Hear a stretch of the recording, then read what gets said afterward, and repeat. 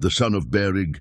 The night was moonless, and the dark sky was teeming with stars, while a torrent of wind blew from east to west, and the sounds of crickets, frogs, and other vermin of the night were loud enough that they seemed to be chanting for the rain to fall. Nature knew what to expect from its own creation, but not the sons of man.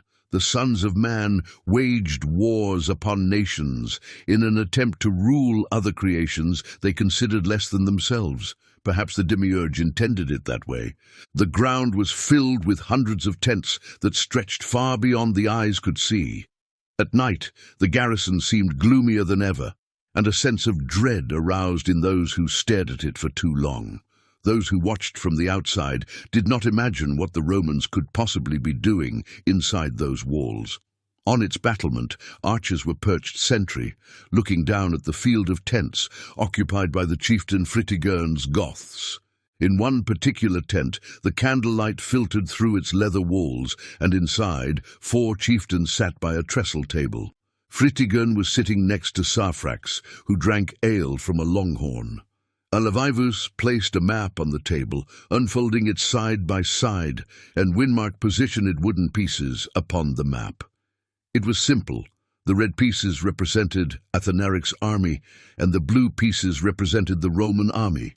Winmark set the red pieces all over Germania, while the blue pieces were on the side of the Roman Empire. The pieces over the Roman Empire outnumbered the pieces over Germania, naturally. "They could surprise us with an attack on Pannonia," said Saphrax. "Pannonia?" Winmark stared at Saphrax with eyes as blue as the sea. "They could most likely invade Dacia than Pannonia. Pannonia is too protected." "Athanaric has the Alanis as an ally," continued Alavivus. "In that case, where could he possibly strike first? Forget Pannonia." Saphrax drank from his horn and turned to Fritigern. "Brother, what say you?" Fritigern glanced at the map and pondered for a moment. "If Athanaric were successful in winning the sympathy of the Alanis, who said he would not be able to do the same with other tribes? I believe Athanaric will unleash his forces at once upon all the Roman cities that border Germania with the help of other tribes that are supporting him at this moment." The son of Berig recalled his youth when King Berig discussed war strategies with his generals. The king allowed his son to attend such meetings so he could learn how to prepare for war from a young age. As a child, Fritigern was able to understand some of the most intricate methods of warfare that could have proven challenging to any experienced chieftain. King Berig knew then that one day his son was going to become the greatest leader in the world. The king was correct, after all. "Attack the Roman Empire at the same time? That is absurd, brother," said Winmark. "They will not be competent enough to enter these territories without alarming the West. The West has the most power, and you know it. The attempt is baneful." Fritigern held his chin with his forefinger and his thumb and stared at the map for a few moments. "That is what I would do if I had the support of other tribes. Unleash small battles here and there, while planning the big one for later, the decisive one. But when and where will the final battle take place?" He stares at the map for a few more moments, machinating with unblinking eyes. Yes, indeed, this is his plan, brothers. He will unleash a big battle upon the Empire. There is no other tactical explanation to such behavior. Alavivus also stared at the map for a moment. Unexpectedly, he placed one hand upon the map and with one long stroke swept all the pieces about, falling down to the ground. "Why are we doing this? No Romans are here in this tent, helping us plan their own war to defend their own home. What we really need is to contrive a good military strategy to fight Athanaric's armies and reclaim our home, not assist the Romans, jeopardizing our lives to defend what does not belong to us. There is nothing for us here, brothers. Despite how much hate we have for Athanaric, we are not Romans. The Romans cannot stand the sight of us." Fritigern and Winmark quickly stood on their feet. They both knew Alavivus was truthful, making much more sense than ever before. But they did wish to be on Alavivus's side this time. They needed to be patient and choose which war to battle. It did not matter how Fritigern and Winmark disliked the way the Romans were heartlessly conducting themselves toward them. The chieftains needed more time for any crucial decision that could require a definite separation from the Romans.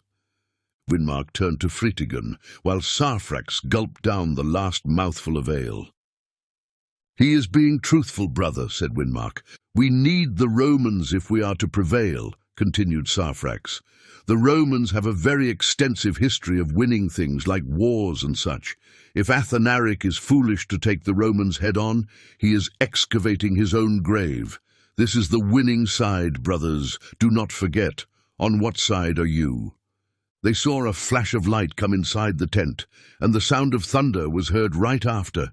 Alavivus walked a few steps toward Fritigern and stared into his eyes. Alavivus's eyes were of a dense grey like mud after a stormy day, Fritigern noticed. "We are planning a war while your people are dying of hunger, brother," Alavivus said, almost shedding tears of anger. But he kept himself from reacting to his emotions any further. It caught Fritigern by surprise. He knew that something was not going according to Valens' promise. Those Romans in charge of the garrison were starving his tribe on purpose. He knew Valens was not well informed of what was truly occurring in Moesia. Someone had to notify him. He had to go back to Antioch and speak with the emperor in person. Rain began to fall from the unseen clouds in the pitch darkness of the night. At first, a few raindrops began to hit the leather of the tent like tiny war drums, almost rhythmically at first. 1, 2, 10, and then thousands upon thousands struck the leather at once, rapidly and hard. "This will end soon," said Fritigern, almost inaudible from the rain striking the leather of the tent. "When will it end, brother Fritigern? When there are only a few of us left, after all of us have died of hunger?" Alavivus challenged him. "Soon we will know soon enough.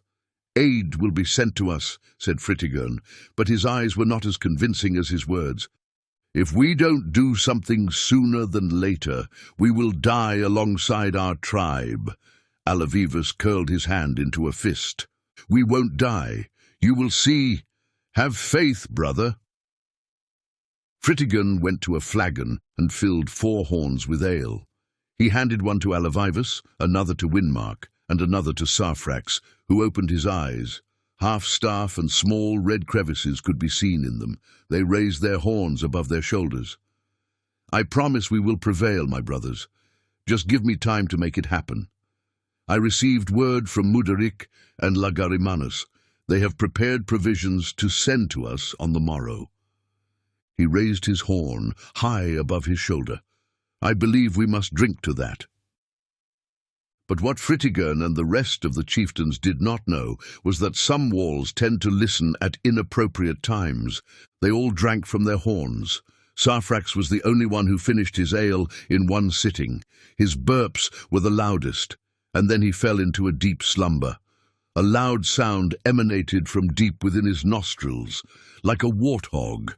At that very moment someone entered the tent. It was Gladwin, drenched in rainwater, hair pouring all over his face. He was not as tall as Sarfrax, but he was younger, square-jawed, with eyes as dark as night and hair black as pitch. He might have liked wearing his Roman armor more than any other Goths, and he at times boasted of it. He wore his armor with much pride. "The porridge," said Gladwin, holding the flap of the tent with both hands, leaning upon it. "I think it might have made my belly in distress. I have been in the privy the whole day." The other chieftains could not contain their laughter. Fritigern and the deserting contingent tribe of Athanaric had been in Messia for more than a fortnight. Things were not as Fritigern thought they were. The Romans were treating their people inhumanely, starving them for no reason. Deep inside, he suspected why. It did not matter how many times he tried to convince himself that the Romans were going to change and treat them as their own. He would have to stare at reality in its face and finally realize the truth of it all. Early on the morrow, the ground was wet and mixed with the smell of dung that belonged to Romans' horses. Fritigern decided to leave his tent and go for a walk. He observed as an old Gothic woman stood, almost in a trance, with open arms extended to the heavens. A crow perched on top of the wall of the Roman garrison above her head. "Have mercy on us all," said the elderly woman in the Gothic tongue. Her voice broke. "Help us in these difficult times. Carry this message. Show us the way with your presence. Oh, High Father!" She then spat at the fortification. The spit travelled long and precise. The crow precipitated a drop of shit, falling and smearing against the wooden wall on the inside. She must have lost her sanity after the Huns razed her village 2 years ago, thought Fritigern. Was it a miracle or an evil curse, when she was the only one in her tribe to have survived the attack, just like Chieftain Fritigern? To both of them, it was more of a curse than a miracle. She had no one. God works in mysterious ways, he liked to remind himself. Her daughter, her daughter's husband, and her 3 grandsons put to the sword. She managed to escape the wrath of the Huns. Had she not gone to fetch water to the stream that very morning while her village was under siege? 3 gigantic barbarians entered her home and unleashed pure death upon her family. While Fritigern stared at her and listened to her chants of supplication, he could not help but feel pity for her.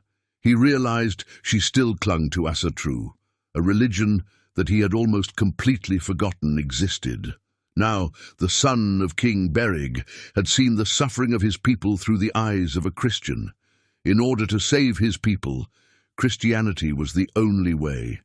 His prayers have taken his entire tribe from the clutches of death to a real haven. He knew his prayers were answered.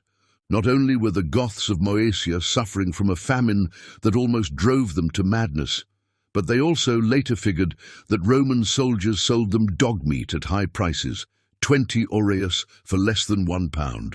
It was a wicked act indeed. What would you expect from the Romans? In the meantime, Fritigern's Goths had to be strong and tolerate it, and wait until he notified Valens of such cruelty. The emperor might do something to prevent the death of thousands. Many of the chieftains briefed Fritigern and told him that they had observed Roman soldiers assemble outside the walls of the garrison by the riverbank, killing their own dogs and roasting them on sticks before the eyes of starving Goths. Things turned out tragically when many Gothic families sold their own children to slavery in exchange for dog meat. Those children were secretly taken to a boat and sailed off to Rome.